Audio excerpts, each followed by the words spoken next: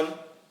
ಎಲ್ಲರೂ ಆರೋಗ್ಯವಾಗಿದ್ದೀರಿ, ಹಾಗೇನೆ ನಿಮ್ಮ ಪ್ರಿಪ್ರೇಷನ್ ಎಕ್ಸಲೆಂಟ್ ಆಗಿದೆ ಅನ್ಕೊಳ್ತಾ ವೀಕ್ಷಕರೇ, welcome back to Kannada commerce classroom. ಇವತ್ತಿನ ದಿನ ನಾನು ಇಕನಾಮಿಕ್ ಪ್ಲಾನಿಂಗು ಮತ್ತು ವೇರಿಯಸ್ ಕಮಿಟೀಸ್ ಬಗ್ಗೆ ತಿಳಿಸ್ಕೊಡ್ತಿದ್ದೀನಿ. ಎಲ್ಲದಕ್ಕೂ ಮೊದಲು ನೀವು ಇನ್ನೂ ನಮ್ಮ ಚಾನಲ್ಗೆ ಸಬ್ಸ್ಕ್ರೈಬ್ ಆಗಿಲ್ಲ ಅಂದರೆ ದಯವಿಟ್ಟು ಸಬ್ಸ್ಕ್ರೈಬ್ ಆಗಿ, ಹಾಗೆಯೇ ಬೆಲ್ ಐಕಾನ್ ಪ್ರೆಸ್ ಮಾಡಿ ಮತ್ತು ವಿಡಿಯೋನ ಲೈಕ್ ಮಾಡಿ.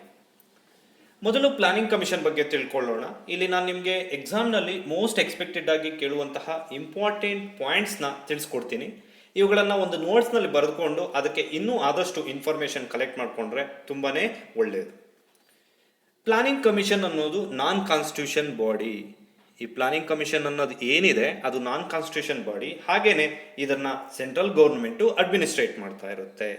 ಇನ್ನು ಸೆಕೆಂಡ್ ಪಾಯಿಂಟ್ ಅಂದಾಗ, ಸೆಕೆಂಡ್ ಪಾಯಿಂಟಲ್ಲಿ the book entitled planned economy for India, ಇದನ್ನು 1934 ಸರ್ ಎಂ ವಿಶ್ವೇಶ್ವರಯ್ಯನವರು ಪಬ್ಲಿಷ್ ಮಾಡ್ತಾರೆ. ಅದನ್ನೇ ಇಲ್ಲಿ 3 ರೀತಿ ಕ್ವಶನ್ಸ್ ಕೇಳ್ಬೋದು ನಿಮಗೆ. ಪ್ಲಾನಡ್ ಎಕಾನಮಿ ಫಾರ್ ಇಂಡಿಯಾ ಯಾರು ಆಥರ್ ಅಂತ ಕೇಳ್ಬೋದು, ಅಥವಾ ಯಾವಾಗ ಪಬ್ಲಿಷ್ ಆಯ್ತು ಅಂತಲೂ ಕೇಳ್ಬೋದು, ಅಥವಾ ಸರ್ ಎಂ ವಿ ರವರು 1934 ಪಬ್ಲಿಷ್ ಮಾಡಿದಂಥ ಪುಸ್ತಕ ಯಾವುದು ಅಂತಲೂ ಕೇಳ್ಬೋದು. ಯಾವುದೇ ಕೇಳಿದ್ರು ಅದಕ್ಕೆ answer 1934 sir M Visvesvaraya planned economy for India ಅನ್ನೋ ಬುಕ್ಕನ್ನು ಪಬ್ಲಿಷ್ ಮಾಡ್ತಾರೆ. ಹಾಗೆಯೇ ಇಲ್ಲಿ ಇನ್ನೂ ಇಂಪಾರ್ಟೆಂಟ್ ಪಾಯಿಂಟು, ಮೊಟ್ಟ ಮೊದಲ ಬಾರಿಗೆ ಇಂಡಿಯನ್ ನ್ಯಾಷನಲ್ ಕಾಂಗ್ರೆಸ್ ಏನಿತ್ತು ಇದು ಪ್ಲಾನಿಂಗ್ ಕಮಿಟಿನ ಕಾನ್ಸ್ಟಿಟ್ಯೂಟ್ ಮಾಡುತ್ತೆ. ಇಲ್ಲಿ ಪ್ಲಾನಿಂಗ್ ಕಮಿಟಿ ಬೇರೆ, ಪ್ಲಾನಿಂಗ್ ಕಮಿಷನ್ ಬೇರೆ, ಮೈಂಡಲ್ಲಿ ಮಾಡ್ಕೊಳ್ಳಿ, ಎರಡೂ ಕನ್ಫ್ಯೂಷನ್ ಆಗಬೇಡಿ. ಪ್ಲಾನಿಂಗ್ ಕಮಿಷನನ್ನು 1938 ಕಾನ್ಸ್ಟಿಟ್ಯೂಟ್ ಮಾಡ್ತಾರೆ. 1938 ಕಾನ್ಸ್ಟಿಟ್ಯೂಟ್ ಮಾಡ್ತಾರೆ. ಅಲ್ಲದೆ ಅದರ ಮೊದಲ ಪ್ರೆಸಿಡೆಂಟ್ ಯಾರಾಗಿರ್ತಾರೆ? ಜವಾಹರ್ಲಾಲ್ ನೆಹರು ಆಗಿರ್ತಾರೆ.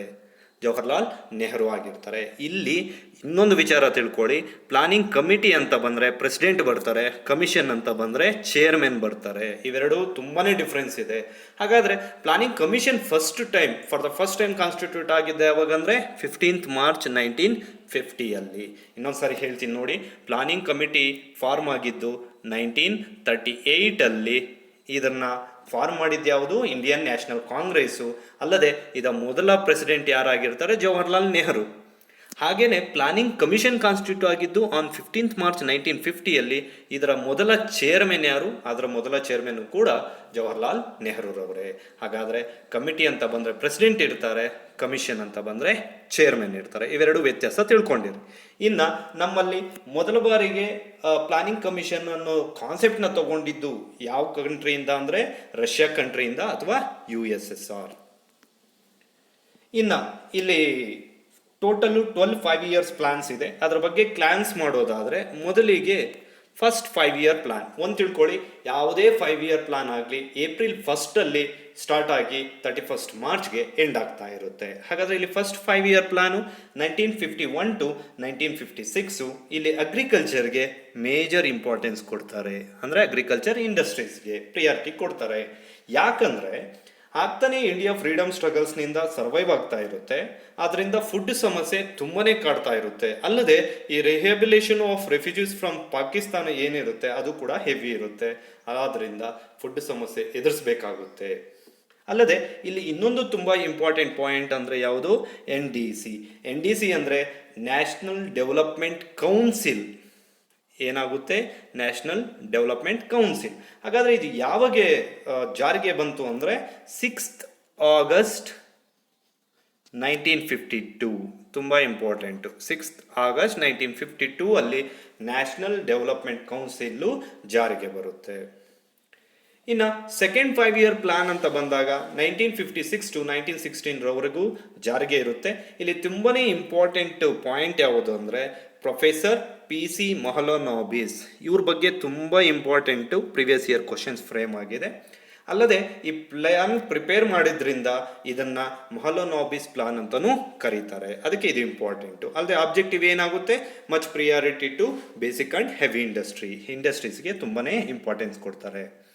ಇಲ್ಲಿ ನೀವು ಒಂದು ಗಮನ ಇಟ್ಕೊಳ್ಳಿ, ಎಕ್ಸಾಮ್ನಲ್ಲಿ ಯಾವುದಾದ್ರೂ ಒಂದು ಪ್ಲಾನ್ ಬಗ್ಗೆ ಖಂಡಿತ ಕೇಳ್ತಾರೆ. ಅಂದರೆ ಹೂ ಇಸ್ ಮೌಲನಾಬಿಸ್ ಅಂತಾದರೂ ಕೇಳಬಹುದು, what is the duration of 7th 5 plan ಅಂತಾದರೂ ಕೇಳಬಹುದು, ಅಥವಾ eradication of poverty is main objective of which 5 plan ಅಂತಲೂ ಕೇಳಬಹುದು. ಆದ್ದರಿಂದ ಇವೆಲ್ಲವನ್ನ ಗಮನವಿಟ್ಟು ಕೇಳಿ, ನೆಗ್ಲೆಕ್ಟ್ ಮಾಡೋಕ್ಕೆ ಹೋಗಬೇಡಿ. ಅಲ್ಲದೆ ಇಲ್ಲಿ 1956 ಇಂಡಸ್ಟ್ರಿಯಲ್ ಪಾಲಿಸಿ ಏನಿತ್ತು ನಾವು ಈ ಪ್ರೀವಿಯಸ್ ವಿಡಿಯೋದಲ್ಲಿ ನೋಡಿದ್ದೀವಿ. 1956 ಇಂಡಸ್ಟ್ರಿಯಲ್ ಪಾಲಿಸಿ ತುಂಬ base for all industrial policy ಅಂತಲೂ ಹೇಳಿದ್ದೀವಿ. ಅದರಿಂದ ಯಾರೆಲ್ಲ ಆ ವಿಡಿಯೋ ನೋಡಿಲ್ಲ ಅಂದರೆ ಹಿಂದೆ ಪ್ಲೇ ಲಿಸ್ಟಲ್ಲಿ ಇದೆ, ಆ ವಿಡಿಯೋನ ಒಂದು ಸಾರಿ ನೋಡಿ, ತುಂಬ ಇಂಪಾರ್ಟೆಂಟ್ ಅದು ಕೂಡ. ಈ 1956 ಇಂಡಸ್ಟ್ರಿಯಲ್ ಪಾಲಿಸಿ ಕೂಡ ಈ ಪ್ಲಾನ್ ಅಡಿಯಲ್ಲೇ ಬರೋದು. ಅಲ್ಲದೆ ಇಲ್ಲಿ 3 ಮೇಜರ್ ಆಗಿ ಸ್ಟೀಲ್ ಪ್ಲಾಂಟ್ಸ್ನ ಎಸ್ಟಾಬ್ಲಿಷ್ ಮಾಡ್ತಾರೆ. ಯಾವುದು ಅಂದರೆ ಬಿಲಾಯಿಯಲ್ಲಿ, ರೂರ್ಕೆಲಾ, ಹಾಗೆಯೇ ದುರ್ಗಾಪುರ್. ಈ 3 ಪ್ಲೇಸ್ಗಳಲ್ಲಿ ಈ ಸ್ಟೀಲ್ ಪ್ಲಾಂಟ್ಸ್ನ ಎಸ್ಟಾಬ್ಲಿಷ್ ಮಾಡ್ತಾರೆ. ಹಾಗಾದರೆ ಥರ್ಡ್ 5-year ಪ್ಲಾನ್ ಡ್ಯೂರೇಷನ್ ಏನಿತ್ತು 1961 to 66 ರವರೆಗೆ ಇತ್ತು. ಇಲ್ಲಿ ಮೊದಲ ಬಾರಿಗೆ ನಮ್ಮ ದೇಶ ತುಂಬನೇ ನ್ಯಾಷನಲ್ ಇನ್ಕಮ್ ಲೆವೆಲ್ ಏನಿತ್ತು ತುಂಬ ಕೆಳಮಟ್ಟಕ್ಕೆ ರೀಚ್ ಆಗುತ್ತೆ. ಆದ್ದರಿಂದ ಇಲ್ಲಿ ಫಸ್ಟ್ ಪ್ರಿಫರೆನ್ಸ್ ಏನು ಕೊಟ್ಟರು, self ರಿಲಯಂಟ್ and self sustain economy ಕೊಟ್ಟರು. ಅಲ್ಲದೆ ಈ ಪ್ಲಾನು ತುಂಬ ಫೇಲ್ಯೂರ್ ಆಯಿತು. ಕಾರಣ ಏನು ಅಂದರೆ 2 ಬಾಹ್ಯ ಯುದ್ಧಗಳನ್ನ ನಮ್ಮ ದೇಶ ಎದುರಿಸಬೇಕಾಗುತ್ತೆ. ಅದರಿಂದ ಪರಿಸ್ಥಿತಿ ತುಂಬ ಹದಗೆಡುತ್ತೆ. ಅದು ಯಾವುದು ಅಂದರೆ Indo China war as well as Indo Pak war. ಹಾಗಾದರೆ ಇಂಡೋ ಚೈನಾ ವಾರ್ ಯಾವಾಗ ನಡೀತು? ಇದು ಡೇಟ್ ಇಂಪಾರ್ಟೆಂಟು. 1962 ಅಲ್ಲಿ India and China between war ನಡೀತು. ಹಾಗೆಯೇ ಇಂಡೋ ಪಾಕ್ ವಾರ್ ಯಾವಾಗ ನಡೀತು? 1965 ಅಲ್ಲಿ ಇಂಡಿಯಾ ಆ್ಯಂಡ್ ಪಾಕಿಸ್ತಾನ್ ವಾರು ನಡೀತು. ಅಲ್ಲದೆ ಇದೇ ಟೈಮಲ್ಲಿ ನಮ್ಮ ಇಂಡಿಯಾ ಡ್ರಾಟ್ನ ಫೇಸ್ ಮಾಡಬೇಕಾಗುತ್ತೆ, ಅಂದರೆ ಬರಗಾಲನ್ನು ಫೇಸ್ ಮಾಡಬೇಕಾಗುತ್ತೆ. ಅದರಿಂದ ಇಲ್ಲಿ ಸ್ವಲ್ಪ ಗಮನ ಹರಿಸಿದ್ರೆ ತುಂಬ ಯೂಸ್ಫುಲ್ ಆಗುತ್ತೆ. ಇನ್ನು 3 annual ಪ್ಲಾನ್ ಅಂತ ಬರುತ್ತೆ. ಯಾಕಂದರೆ ಈ ಪ್ಲಾನ್ ಅಂತೂ ಎಕ್ಸಾಮ್ ವ್ಯೂನಿಂದ ತುಂಬಾ ಇಂಪಾರ್ಟೆಂಟು. ಯಾಕಂದರೆ ಯುದ್ಧ ಮತ್ತು ಬರಗಾಲದಿಂದ ದೇಶ ತುಂಬಾ ಎಕನಾಮಿಕ್ ಕ್ರೈಸಿಸ್ ಫೇಸ್ ಮಾಡಬೇಕಾಗುತ್ತೆ. ಆದ್ದರಿಂದ ಇದನ್ನು 5-year ಪ್ಲಾನ್ ಅಂತ ತಗೊಳ್ಳಲ್ಲ, ಅದು ಇಂಪಾರ್ಟೆಂಟು. ಇದು 5-year ಪ್ಲಾನ್ ಅಲ್ಲ, ಬದಲಾಗಿ ಇದನ್ನು ಗ್ರೀನ್ ರೆವಲ್ಯೂಷನ್ಗೆ ಹೆಚ್ಚಾಗಿ ಮಹತ್ವ ಕೊಡ್ತಾರೆ.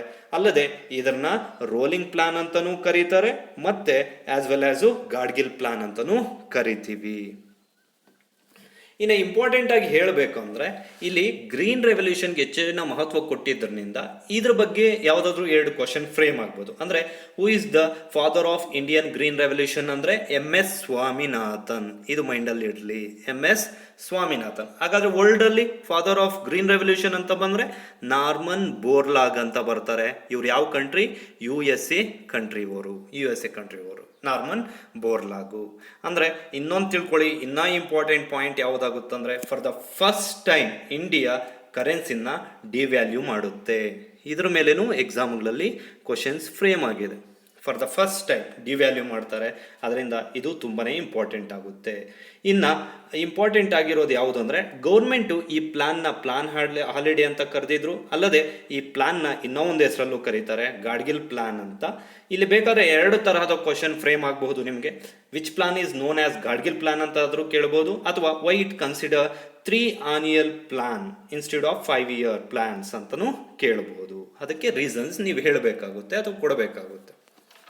ಇನ್ನು 4th 5-year ಪ್ಲಾನ್ ಡ್ಯೂರೇಷನ್ ಯಾವಾಗಿಂದ ಇತ್ತು? 1969 to 1974ವರೆಗೂ ಇತ್ತು. ಈ ಪ್ಲಾನ್ನಲ್ಲಿ ಸ್ಟ್ಯಾಂಡರ್ಡ್ ಆಫ್ ಲಿವಿಂಗ್ಗೆ ಹೆಚ್ಚಿನ ಮಹತ್ವ ಕೊಡ್ತಾರೆ.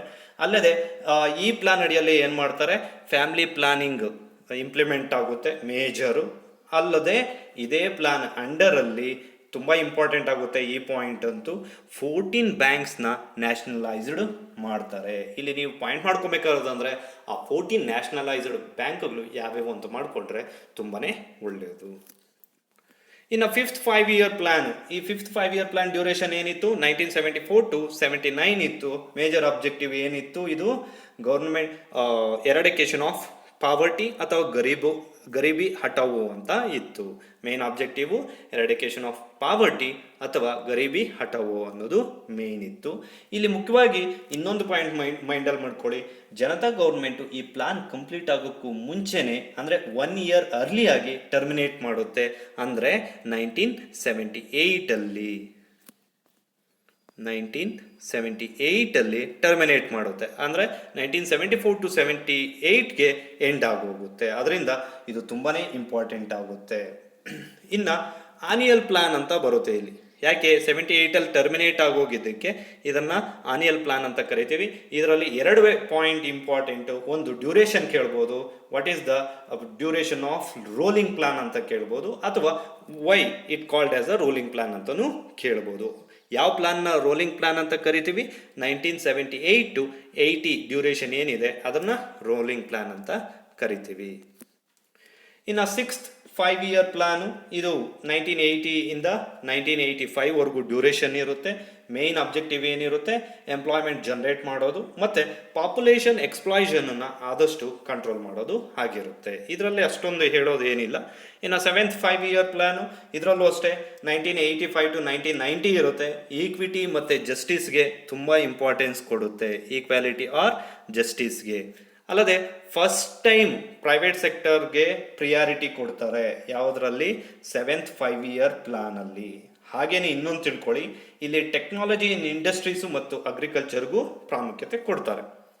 ಇನ್ನು ನೆಕ್ಸ್ಟು ಆನಿಯಲ್ ಪ್ಲಾನ್ ಮಾಡ್ತಾರೆ 90 to 92 ಏನಿತ್ತು ಅದನ್ನು ಆನಿಯಲ್ ಪ್ಲಾನ್ ಮಾಡ್ತಾರೆ. ಯಾಕಂದರೆ ಇದು ಆಗ್ತಾನೆ ಎಕನಾಮಿಕ್ ಪಾಲಿಸಿ ಅಂದರೆ LPG ಘೋಷಣೆ ಮಾಡಿರ್ತಾರೆ. ಇದರಿಂದ ಎಕನಾಮಿಕ್ ಕ್ರೈಸಿಸು ಸಿಕ್ಕಾಪಟ್ಟೆ ಇರುತ್ತೆ, ಅದಕ್ಕೆ ಇದನ್ನು ಆನಿಯಲ್ ಪ್ಲಾನ್ ಅಂತ ಕರಿತೀವಿ. ಇನ್ನು next 8th 5-year plan 1992 to 97 ಇರುತ್ತೆ. ಇಲ್ಲಿ ಮೇಯ್ನ್ ಆಬ್ಜೆಕ್ಟಿವು ಹ್ಯೂಮನ್ ರಿಸೋರ್ಸ್ನ ಡೆವಲಪ್ ಮಾಡೋದಾಗಿರುತ್ತೆ, ಹ್ಯೂಮನ್ ರಿಸೋರ್ಸಸ್ ಡೆವಲಪ್ಮೆಂಟ್ ಆಗಿರುತ್ತೆ. ಅಲ್ಲದೆ ಇಲ್ಲಿ ಎಜುಕೇಷನ್ಗೆ ತುಂಬಾ ಇಂಪಾರ್ಟೆನ್ಸ್ ಕೊಡ್ತಾರೆ. ಅದರಲ್ಲೂ 15 to 35 ಏಜ್ ಏನಿರುತ್ತೆ ಆ ಏಜ್ ಅವ್ರಿಗೆ ತುಂಬ ಇಂಪಾರ್ಟೆನ್ಸ್ ಕೊಡ್ತಾರೆ. ಯೂನಿವರ್ಸಲೈಸೇಷನ್ ಆಫ್ ಪ್ರೈಮರಿ ಎಜುಕೇಷನ್ ಮಾಡ್ತಾರೆ. ಮತ್ತು 100% literacy rate in the age of 6 to 14 compulsory ಮಾಡಾಕ್ತಾರೆ. 6 to 14 ಕಂಪಲ್ಸರಿ ಎಜುಕೇಷನ್ ಮಾಡ್ತಾರೆ. ಅಲ್ಲದೆ ತುಂಬ ಎಂಪ್ಲಾಯ್ಮೆಂಟ್ ಆಪರ್ಚುನಿಟೀಸ್ ಕ್ರಿಯೇಟ್ ಆಗುತ್ತೆ. ಹಾಗೆಯೇ ಇಲ್ಲಿ ತುಂಬ ಯೋಜನೆಗಳು ಜಾರಿಗೆ ಬರುತ್ತೆ. ಅದರಲ್ಲಿ ಇಂಪಾರ್ಟೆಂಟು PMRY ಅಂದರೆ ಪ್ರಧಾನಮಂತ್ರಿ ರೋಜ್ಗಾರ್ ಯೋಜನೆ ತುಂಬ ಫೇಮಸ್ ಆಗುತ್ತೆ. ಪ್ರಧಾನಮಂತ್ರಿ ರೋಜ್ಗಾರ್ ಯೋಜನೆ ಇದು ಕೇಳಿದರೆ ನೀವೆಲ್ಲ, ಇದು ತುಂಬ ಇಂಪಾರ್ಟೆಂಟ್ ಆಗುತ್ತೆ. ಇನ್ನು 9th 5-year ಪ್ಲಾನ್ ಅಂತ ಬಂದಾಗ 1997 to 2002 ಡ್ಯೂರೇಷನ್ ಇರುತ್ತೆ. ಇದರ ಮೇನ್ ಆಬ್ಜೆಕ್ಟಿವ್ ಏನಾಗಿರುತ್ತೆ? Growth with equity and distributive justice ಆಗಿರುತ್ತೆ. ಈಕ್ವಿಟಿ ಆ್ಯಂಡ್ ಜಸ್ಟಿಸ್ ಆಗಿರುತ್ತೆ. ಜನಗಳ ಲೈಫ್ ಸ್ಟೈಲ್ ಇಂಪ್ರೂವ್ ಆಗುತ್ತೆ. ಹಾಗೆಯೇ ಎಕಾನಮಿ ಡೆವಲಪ್ಮೆಂಟು ಈ ಪ್ಲಾನ್ನಲ್ಲಿ ಇನ್ಕ್ರೀಸ್ ಆಗುತ್ತೆ. ಇನ್ನೊಂದು ಉದ್ದೇಶ ಅಂದರೆ ಎಲ್ಲರಿಗೂ ನೌರಿಶ್ ಫುಡ್ ಸಿಗೋ ಹಾಗೆ ನೋಡಿಕೊಳ್ಳೋದು ಕೂಡ ಈ ಪ್ಲಾನ್ ಉದ್ದೇಶ ಆಗುತ್ತೆ. ಅಲ್ಲದೆ ಈ ಪ್ಲಾನ್ ಅಂಡರು NEAS ಸ್ಕೀಮ್ ಜಾರಿಗೆ ಬರುತ್ತೆ. ಹಾಗಾದರೆ NEAS ಅಂತ ಅಂದರೆ ಏನು ಕೇಳ್ಬೋದು ನೋಡಿ. ಕೆಲವೊಂದು ನಾನು ಇಂಪಾರ್ಟೆಂಟಾಗಿ ಅಂಡರ್ಲೈನ್ ಮಾಡಿ ಬಿಟ್ಟಿರ್ತೀನಿ, ಅದು ತುಂಬ ಇಂಪಾರ್ಟೆಂಟ್ ಆಗಿರುತ್ತೆ. ಆದಷ್ಟು ಎಕ್ಸ್ಪೆನ್ಷನ್ಸ್ ತಿಳ್ಕೊಂಡಿರಿ. ನಾನು ಹೇಳಿರ್ತೀನಿ, ಬರ್ಕೊಳ್ಳೋಗಿದ್ರೆ ಬರ್ಕೊಳ್ಳಿ. ಹಾಗಾದರೆ NEAS ಅಂದರೆ ನ್ಯಾಷನಲ್ ಎಂಪ್ಲಾಯ್ಮೆಂಟ್ ಅಶ್ಯೂರೆನ್ಸ್ ಸ್ಕೀಮ್ ಅಂದರೆ ಉದ್ಯೋಗ ಖಾತ್ರಿ ಯೋಜನೆ. ಕನ್ನಡದಲ್ಲಿ ನೀವೆಲ್ಲ ಕೇಳಿದ್ದೀರಾ. ಹಾಗಾದರೆ NEAS ಅಂದರೆ ಏನು? National employment assurance scheme. ಇನ್ನು 10th 5-year plan. 10th 5-year plan duration ಎಷ್ಟಿತ್ತು? 2002 ಇಂದ 2007ವರೆಗೂ ಇತ್ತು. Main objective growth with human development ಆಗಿರುತ್ತೆ. ಗ್ರೋತ್ ವಿತ್ ಹ್ಯೂಮನ್ ಡೆವಲಪ್ಮೆಂಟ್ ಆಗಿರುತ್ತೆ.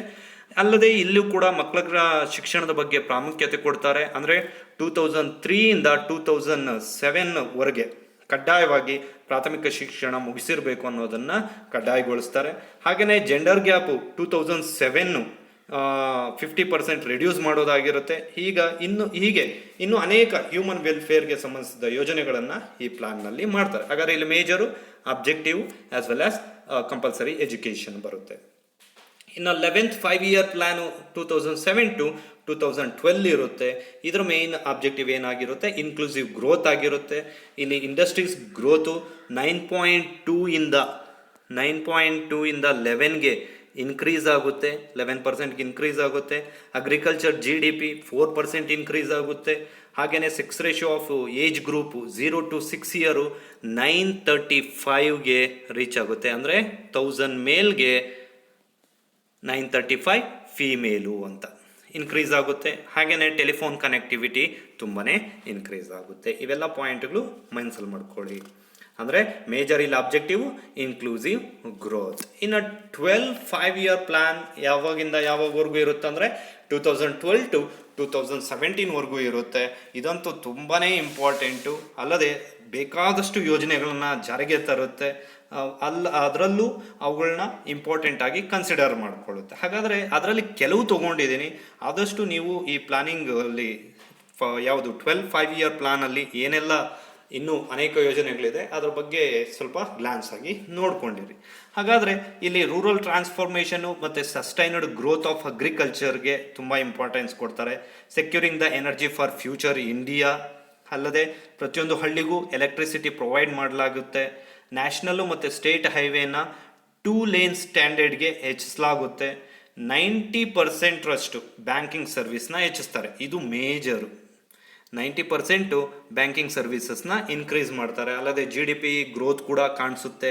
ಮತ್ತು every state must have higher average growth in 12th ಪ್ಲಾನಲ್ಲಿ ಆಗಬೇಕು ಅಂತ ಅವರೊಂದು ಯೋಜನೆ ಮಾಡ್ಕೊಳ್ತಾರೆ. ಹೀಗೆ ಇನ್ನೂ ಅನೇಕ 12th 5-year ಪ್ಲಾನಲ್ಲಿ. ಹಾಗಾದರೆ 12th 5-year ಪ್ಲಾನ್ ಇತ್ತು. ಅದಾದ ಮೇಲೆ ಪ್ಲಾನಿಂಗ್ ಕಮಿಷನನ್ನು ನೀತಿ ಆಯೋಗ್, ಇದು ಇಂಪಾರ್ಟೆಂಟು ತಿಳ್ಕೊಳ್ಳಿ. ಯಾವುದು? ನೀತಿ ಆಯೋಗ್. ನೀತಿ ಆಯೋಗ್ ಅಂತ ರಿಪ್ಲೇಸ್ ಮಾಡುತ್ತೆ. ಇದು ತುಂಬ ಇಂಪಾರ್ಟೆಂಟು. ರಿಪ್ಲೇಸ್ ಮಾಡುತ್ತೆ ಅಂದರೆ ನೀತಿ ಆಯೋಗ್ ಅಂದರೆ ಏನು? National institute for transforming India. National institute for transforming India ಇದು ಏನು ಮಾಡುತ್ತೆ? ರಿಪ್ಲೇಸ್ ಮಾಡುತ್ತೆ. ಯಾವುದನ್ನ? ನ್ಯಾಷನಲ್ ಕಮಿಷನ್, ಪ್ಲಾನಿಂಗ್ ಕಮಿಷನ್ ಏನಿತ್ತು ಅದನ್ನು ರಿಪ್ಲೇಸ್ ಮಾಡುತ್ತೆ. ಹಾಗೆಯೇ ಇದು ಪಬ್ಲಿಕ್ ಪಾಲಿಸಿಯಾದ think tank of government India ಅಡಿಯಲ್ಲಿ 1st Jan 2015 ರಲ್ಲಿ ಫಾರ್ಮ್ ಆಗುತ್ತೆ. ಆಗ ಅದರ ಚೇರ್ಪರ್ಸನ್ ಯಾರಾಗಿರ್ತಾರೆ ಅಂದರೆ ನರೇಂದ್ರ ಮೋದಿ ಆಗಿರ್ತಾರೆ. ಅಲ್ಲದೆ ಆಗಿನ ಪ್ರಧಾನಮಂತ್ರಿ ಕೂಡ ಇವರೇ ಆಗಿರ್ತಾರೆ. ಮತ್ತು ವೈಸ್ ಚೇರ್ಪರ್ಸನ್ ಯಾರಾಗಿದ್ರು ಅಂತಲೂ ಕೇಳ್ಬೋದು. ಹಾಗಿದ್ರೆ ವೈಸ್ ಚೇರ್ಮನ್ ಯಾರಾಗಿದ್ರು? ರಾಜೀವ್ ಕುಮಾರ್ ಆಗಿದ್ರು. ಹಾಗಾದರೆ ಈಗಿನ CEO ಯಾರು ಅಂತಲೂ ಕೇಳ್ಬೋದು. ಈಗಿನ CEO ಅಮಿತಾಬ್ ಕಾಂತ್ ಇವರು ಈಗಿನ CEO. ಇನ್ನೊಂದ್ಸರಿ ಹೇಳ್ಬಿಡ್ತೀನಿ ನೋಡಿ. 12th year ಪ್ಲಾನ್ ಆದಮೇಲೆ ಪ್ಲಾನಿಂಗ್ ಕಮಿಷನನ್ನು ನೀತಿ ಆಯೋಗ ರಿಪ್ಲೇಸ್ ಮಾಡುತ್ತೆ. ಹಾಗಾದರೆ ನೀತಿ ಅಂದರೆ ಏನು? National institute for transforming India. ಇದು ಪಬ್ಲಿಕ್ ಪಾಲಿಸಿ ಥಿಂಕ್ ಟ್ಯಾಂಕ್ ಅಂತ ಕೇಳಿರ್ತೀರ. ಅದು ಗೌರ್ಮೆಂಟ್ ಆಫ್ ಇಂಡಿಯಾ ಅಡಿಯಲ್ಲಿ 1st Jan 2015 ರಲ್ಲಿ ಫಾರ್ಮ್ ಆಗುತ್ತೆ. ಹಾಗೆಯೇ ಆಗಿನ ಅದರ ಚೇರ್ಪರ್ಸನ್ ಯಾರಾಗಿರ್ತಾರೆ? ನರೇಂದ್ರ ಮೋದಿ ಆಗಿರ್ತಾರೆ. ಅಲ್ಲದೆ ಆಗಿನ ವೈಸ್ ಚೇರ್ಪರ್ಸನ್ ಯಾರಾಗಿರ್ತಾರೆ? ರಾಜೀವ್ ಕುಮಾರ್ ಆಗಿರ್ತಾರೆ. ಹಾಗಾದರೆ ಈಗಿನ ನೀತಿ ಆಯೋಗದ CEO ಯಾರು? ಅಮಿತಾಬ್ ಕಾಂತ್ ಆಗಿದ್ದಾರೆ. ಅಂದರೆ ನರೇಂದ್ರ ಮೋದಿ ಈಗಲೂ ಚೇರ್ಪರ್ಸನ್ ಆಗಿದ್ದಾರೆ. ಇನ್ನು ಇಲ್ಲಿ ಇಂಪಾರ್ಟೆಂಟ್ ಕಮಿಟೀಸ್ ಇದೆ ಕೊಟ್ಟಿದ್ದೀನಿ. ಟೋಟಲ್ 40 ಕಮಿಟೀಸ್ ಇದೆ. ಆದಷ್ಟು ಅದ್ರ ಬಗ್ಗೆ ಬೇಕಾದರೂ ಪಾಯಿಂಟ್ಸ್ ಮಾಡ್ಕೊಳ್ಳಿ. ಆದರೆ ನಾನು ಇಲ್ಲಿ ನಿಮಗೆ 16 ಮೇಜರ್ ಕಮಿಟೀಸ್ ಕೊಟ್ಟಿದ್ದೀನಿ. ಅಂದರೆ Hazari committee, industrial policy, Rangarajan committee on disinvestment, Subimal Dutt committee ಅಂತ ಬರುತ್ತೆ. ಸುಬಿಮಲ್ಲು ಅದು ಇಂಪಾರ್ಟೆಂಟ್. Industrial licensing. ಬಿಮಲ್ ಜಪಾನ್ ಅಂತಾಗಿದೆ. Bimal Jalan committee, market infrastructure instruments ಅದ್ರ ಬಗ್ಗೆ ಸ್ಟಡಿ ಮಾಡೋಕ್ಕೆ ಕಮಿಟಿ ಫಾರ್ಮ್ ಆಗುತ್ತೆ. Birla committee, corporate governance. Abhijit Sen committee, wholesale price index. Sarangi committee, ಇದಂತೂ ತುಂಬ important. NPS, non performing asset. Khan committee, railway recruitment board. Narasimhan committee, Narasimhan ಬೇರೆ ಮೈಂಡಲ್ಲಿ ಮಾಡ್ಕೊಳ್ಳಿ. Establishment of RRBಸು. Sivaraman committee, establishment of NABARD. Chakravarty committee, review of money system in banking industry ಬಗ್ಗೆ study ಮಾಡೋಕ್ಕೆ. Tiwari committee, industrial sickness and rehabilitation of sick units ಬಗ್ಗೆ study ಮಾಡೋಕ್ಕೆ. Vaghul committee ಅಂತ ಬರುತ್ತೆ, ಇದರ ಬಗ್ಗೆನೂ ಕೇಳ್ತಾ ಇರ್ತಾರೆ.